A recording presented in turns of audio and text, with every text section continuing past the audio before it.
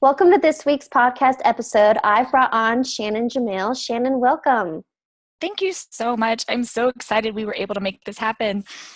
Shannon and I we've known each other for, just about a year now. I attended one of her retreats last fall in California, but she has recently published and written this book, Surrender, A Journey Towards a Fulfilled Life. And so I brought her on because, Shannon, I want you to share your story and how you even came to writing this book. Oh my gosh, do you have like a week? I'm just kidding. And by the way, I forgot you were videoing. So there's my post Bikram video here will be awesome. Writing the book. So this was like a 5-year process. It's one of those things where you probably maybe have heard the story before of someone starting a book or a manuscript and then putting it away, starting it and putting it away, and all the different things that go through your mind at that point. You know, the fear of doing it, the fear of putting your vulnerability out there, the fear of putting your message out there. Heather, I know you appreciate that with your book, putting it out there, the fear that someone will tear you down, the fear that someone will not connect with it, fears that you're not a good enough writer, the fears that you're not tragic enough, you're not motivating enough, all those things, right, come into play. And then on top of that, my book in particular, I get very vulnerable in some of the things that I've experienced in life, and some of the challenges that I've gone through. And sometimes my vulnerability and my truth can be painful for someone else that maybe was in that experience. And my goal wasn't to write this book to tear anybody else down with my truth. My goal was just to share my truth in hopes that it connects with someone else and that they can feel comfortable maybe to live their truth.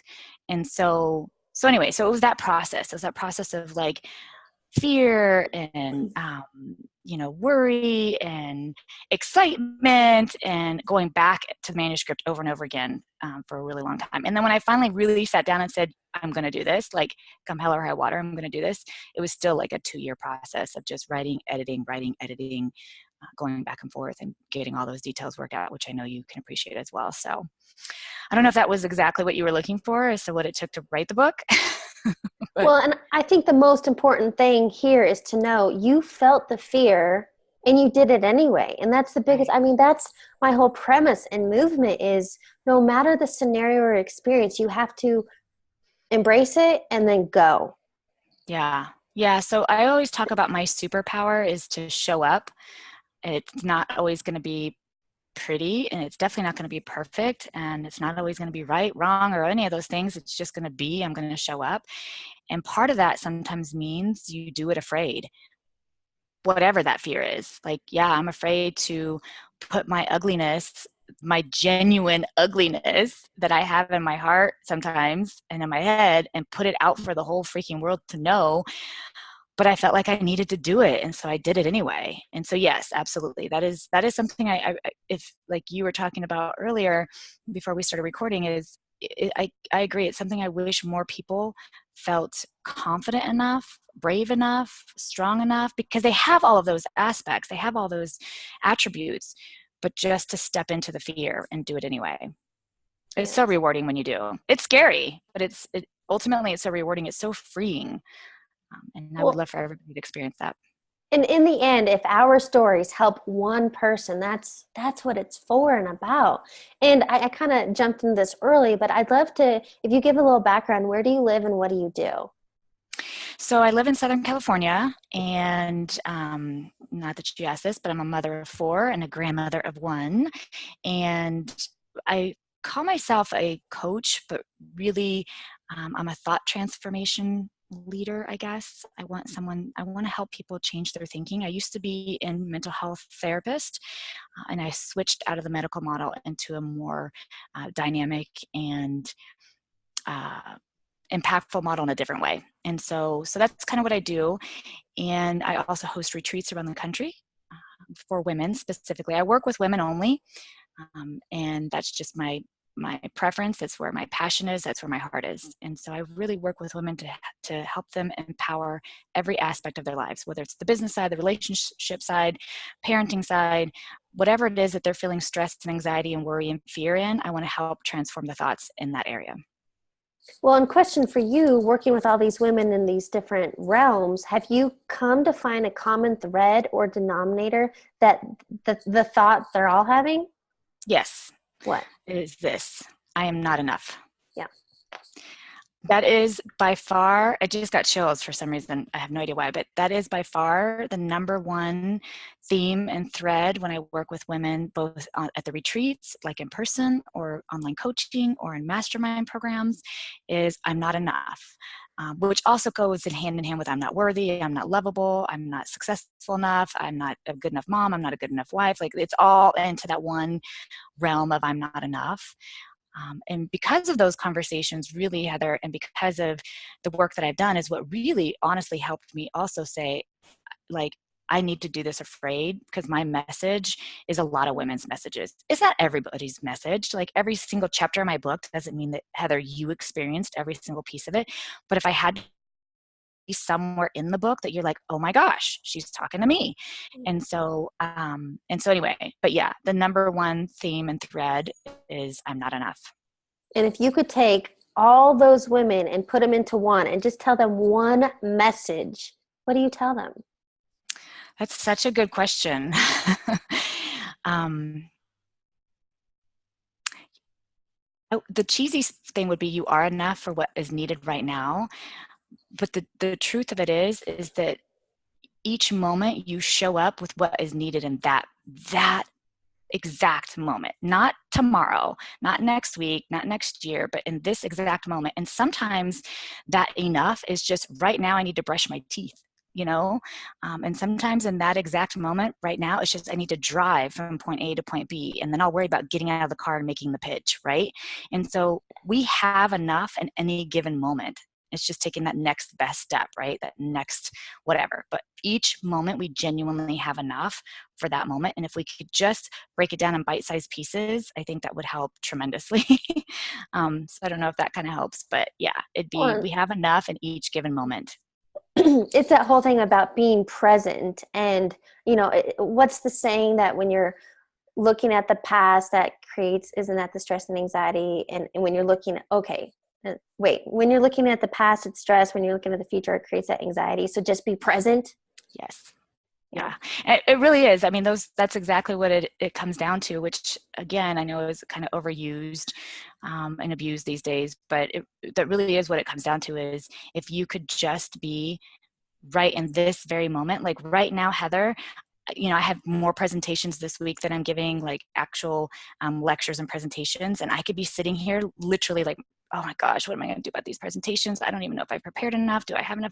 But I need to just really right now in this moment, I have enough. I am enough, Heather, to just have this conversation with you.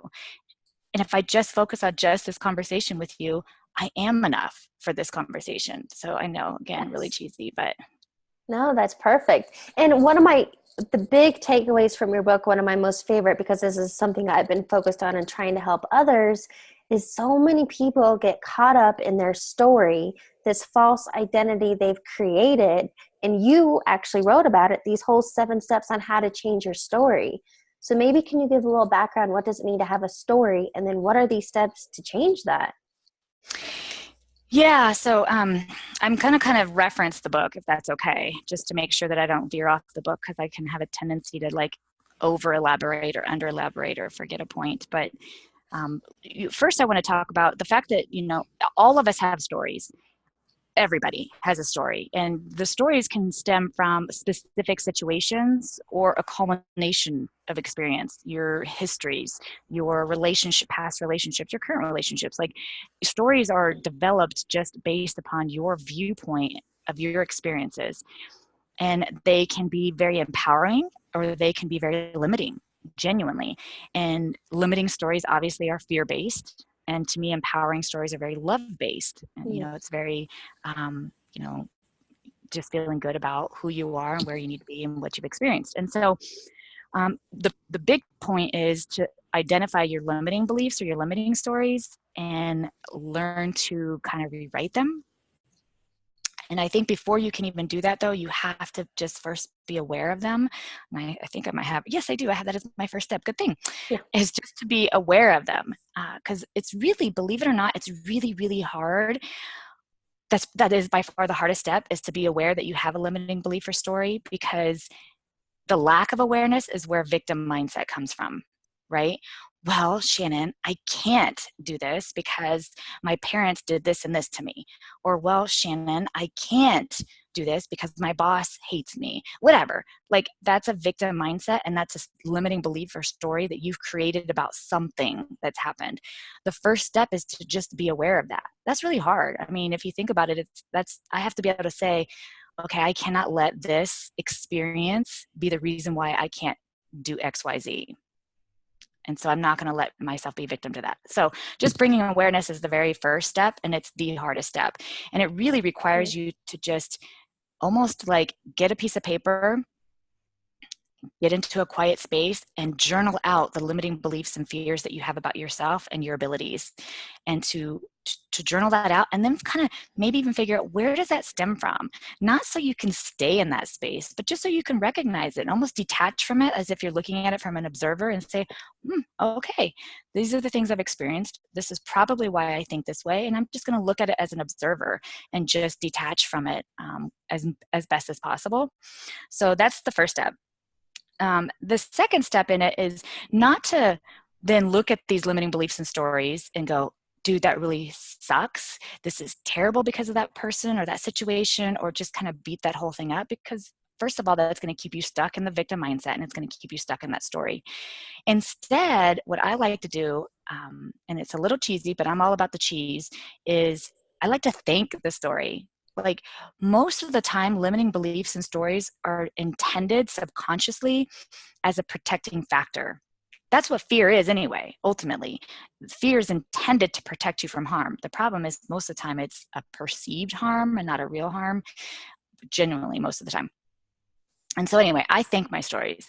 I thank the stories for the support and the protection they were intended, so that way I can then release them, right? So that there's no negative controlling, energy around it that's like, because that's not going to do anybody any good. It's more like, thank you so much that you've, tried to protect me in my life. Thank you so much for serving a purpose. You are no longer needed.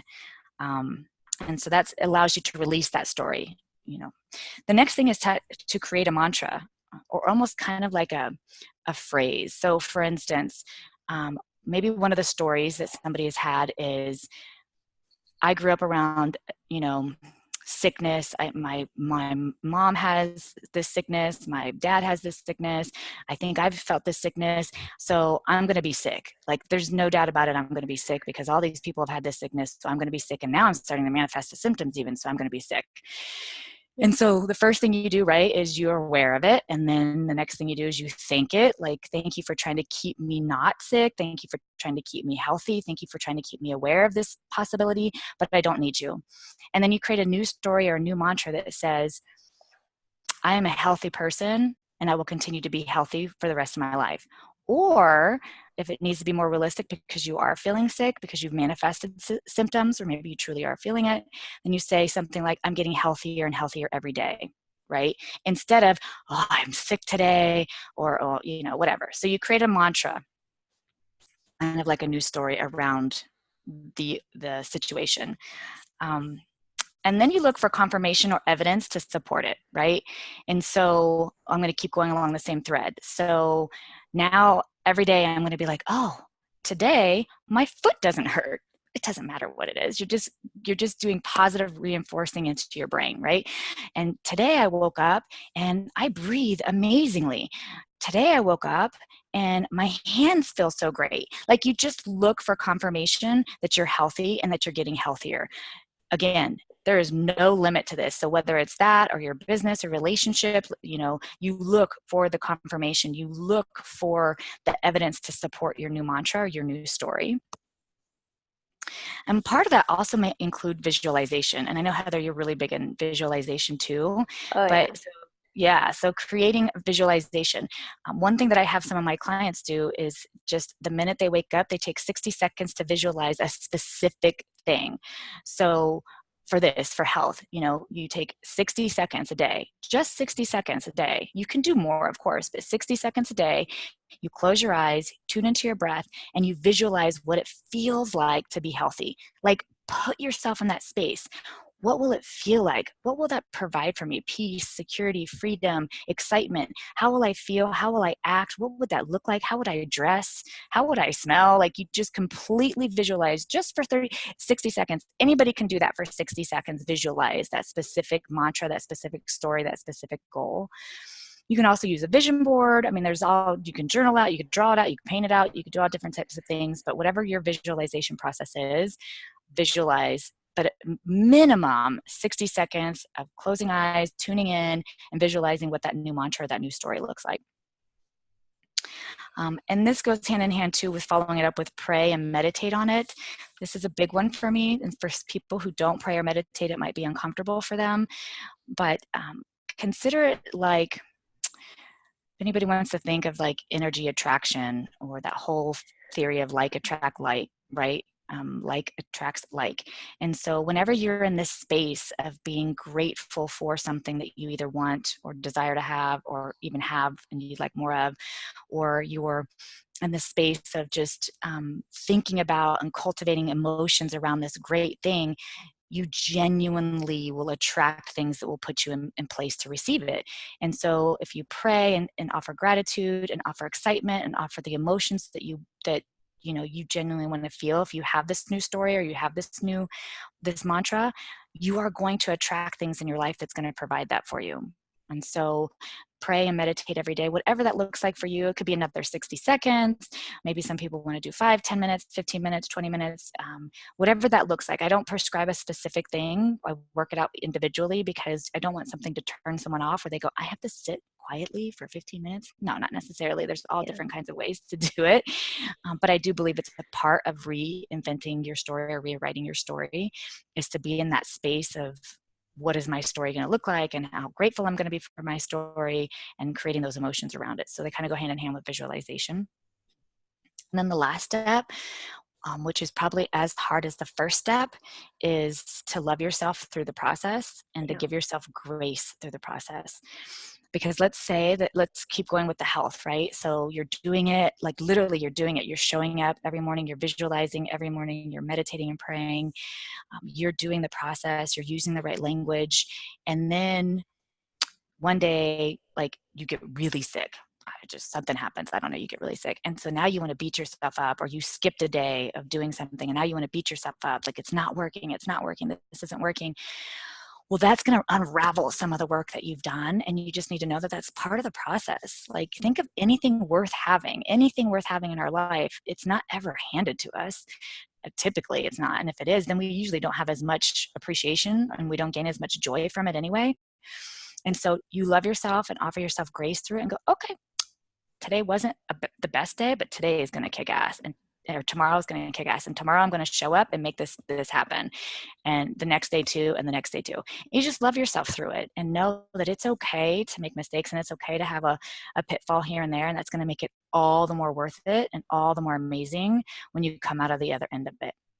And I will piggyback on that too, to say this is a lifelong process, as it should be. Could you imagine, Heather, how boring life would be if everything was like peaches and roses? Genuinely, I know some people might be listening or watching and going, that would be amazing. I don't think so. We have to have challenges for growth. We have to have different obstacles even. We have to have fear. We have to have all of these things to work through them so that we can attain our highest self. Like, that is how we do it, is through these challenges and stuff. And so, and it gives us something more to strive for, because when we do reach it, you better be setting some other thing to aim for, to just keep the juices flowing and to keep you feeling good. So there you go. So I added a bonus step. Yeah, I mean, it's like saying life is a marathon, because it really is. And can you imagine if you only had to run 1 mile in your whole, how freaking boring. Like, no, I won't do it. But totally. So what I got out of that, the key really is, it's that gratitude, it's feeling your beliefs, and it's perseverance, because this isn't just a one day. It's like working out, right? It's a constant. In order to grow that muscle, you have to keep doing it. Yeah, I listened to something the other day. I don't even remember what it was, and they were talking about how, let's say you worked really hard, you got healthy, quote unquote, like you're eating healthy, you're working out, maybe you do it for a year or two, whatever it is, and you're now feeling like you're at your prime. Well, you don't just stop. Like, you don't just say, okay, I got there. done. Now I can just do whatever I want. Like, I mean, you could do whatever you want. I think we all could anyway, but you know what I mean? Like it's a lifelong thing. And I always kind of, the best way I can attribute it to, because sometimes people still can't even connect with that because they're like, Shannon, I don't eat healthy, and Shannon, I don't work out. Okay, well, how about brushing your teeth? Like, if you don't do it every day, that's going to be pretty rotten and gross, and you're going to have some nasty teeth, and you're going to have to replace your teeth or something, not to mention infections and all kinds of other stuff. So if you brush your teeth one time, they're clean, right? Ideally. But if you didn't brush them again, then you can see what happens. It's a daily, lifelong practice. Until we are spirit again, you're going to always have to brush your teeth, at least if you want clean and decent teeth. Same thing with anything else that you want to have good and whole and healthy in your life. It's a daily, lifelong practice until you become spirit again. And so that's kind of the exciting part, and also the holy crap part. It just kind of goes hand in hand. Yes. So I want to sum it up because I'm all about takeaways. I like to see bullet points. So the 7 steps were awareness, think your story, create a new mantra, confirmation. So that's just looking for support of your new story, visualization, feeling those feelings of having what you desire, then to meditate, pray, seek guidance, and finally to love yourself through it all. Absolutely. You nailed it. Awesome. Shannon, this was awesome. Yay, I had so much fun with you. Well, and I like to end each interview with rapid fire questions. This is sometimes my favorite part. But so whatever comes to mind, first thing, go with it. Okay. What is a quote or motto that you live by? Maya Angelou's, I do my best until I know better, and then I do better. She's been a repeat recently. Quite a few Maya Angelou quotes. Like, that is my lifelong, because I'm telling you this today, what we just went over today, Heather, and like literally a year, 2, 5, 10 years from now, I might have more things or different things that might shift. I mean, because I've learned something new. So yeah. Love it. What is a book you're currently reading or highly recommend? So I'm rereading, probably for the 3rd time, How to Be a Badass at Making Money, I think is what it's called, by Jen Sincero. Yeah. I love her. I love all her books. And so I'm rereading that. And then I'm also just reading, I always read 2 books at the same time. I read a self-help book and then a fun book. You're not asking about fun books, but I'm going to tell you anyway. And my fun book is called My Dear Hamilton. And it's kind of a true story, but also got a little of just elaboration in it from the 1700s of Alexander Hamilton. I love that weird stuff. Good for you, though, to have that balance of both worlds. What is advice you would give your younger self? If nothing's the end of the world, like, just slow down and enjoy being young. That's probably, I mean, it's so simple, but like, we get so wrapped up, especially in our youth, but I don't know, at any stage of our life, we get so wrapped up and gotta, have to, that we totally forget to enjoy the ride and the process of just being whatever we are at that moment. Agreed. And finally, what is the next thing you're going to conquer on your bucket list? That's a great question. We're in the process of buying land because we're building out a retreat center, and so it's taking us quite a long time because we keep falling out of escrows and people keep backing out on the other end. And so that is our primary goal of the next 24 months, is to finish this land purchase and get that stuff started. Where will that be? We've gone back and forth. We just got done doing a research trip because we thought it was going to be in a whole different area, but I think we're still landing back into the Austin, Texas area. Interesting. That's awesome. Yeah. Huge. Yeah, super Shannon, excited. yeah, thank you so much for sharing your story with me and publishing your book so many others can learn and grow from it as well. Thank you. Thank you so much for having me. I so appreciate it, and I can't wait to have you on my show.